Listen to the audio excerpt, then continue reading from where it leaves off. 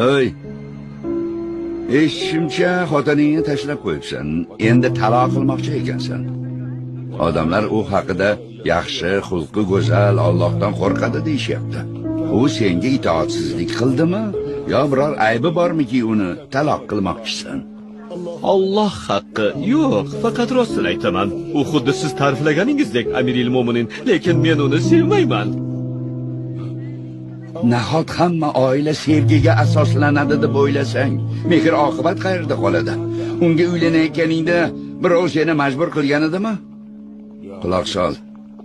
Ayollarga uylanayotganingizda ularga va'dalar berasizlar. Keyin ayol kishi homilador bo'lib qiynalib yuradi. Keyin farzand ko'rib bolaga qaraydi, yediradi, ichiradi, kasal bo'lsa g'amxo'rlik qiladi.